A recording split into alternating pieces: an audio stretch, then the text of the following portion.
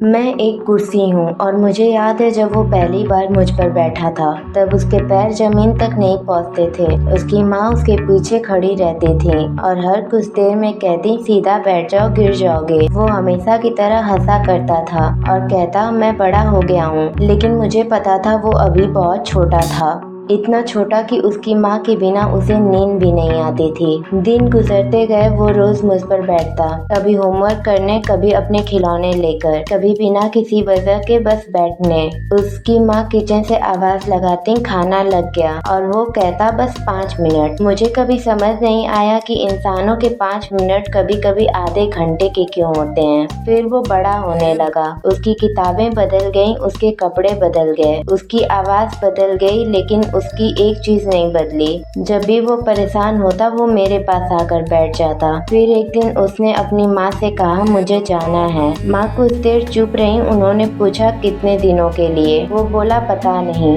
उस दिन घर में बहुत सारी चीजें पैक हुई, कपड़े, किताबें, जरूरी चीजें और कुछ ऐसी चीजें जो जरूरी नहीं थी, लेकिन फिर भी वो साथ ले गया। माँ बार बार उसे कहती रही, अपना ध्यान रखना, और वो हर बार कहता, हाँ माँ। मुझे लगता है उस दिन दोनों जानते थे कि ये हाँ माँ पहले जैसा नहीं रहेगा। उसके जाने के बाद घर वही था, दीवारें वही थी, खिड़की वही थी और मैं भी वही थी, बस वो नहीं था। पहले दिन माँ ने कमरा साफ किया, दूसरे दिन भी, तीसरे दिन भी। फिर धीरे धीरे उन्होंने उसका कमरा साफ करना बंद कर दिया। लेकिन हर शाम वो मेरे पास आकर बैठती थी, कभी चाय लेकर, कभी बिना चाय के, कभी फोन हाथ में लेकर। वो फोन की स्क्रीन देखती, फिर उसे रख देती। शायद किसी मैसेज का इंतजार होता था, शायद किसी कॉल का, या शायद सिर्फ उसकी आवाज का। कभी कभी वो फोन पर बात करता, माँ पूछती, खाना खा लिया? वो कहता, हाँ माँ। माँ पूछती, थक गए हो? वो कहता, नहीं माँ। माँ पूछती, सब ठीक है? और वो फिर कहता, हाँ माँ, सब ठीक है। लेकिन फोन रखने के बाद माँ कुछ देर चुप बैठी रहती।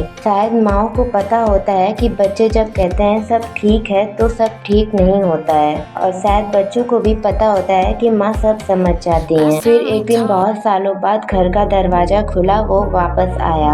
अब उसके पैर जमीन तक पहुँचते थे। अब वो पहले से बहुत लंबा हो गया था, उसकी आवाज भी बदल गई थी, लेकिन माँ की आंखों ने उसे एक पल में पहचान लिया। वो धीरे धीरे अंदर आया, फिर उसकी नजर मुझ पर पड़ी। वो मुस्कुराया और बोला, तुम अभी भी यहीं हो?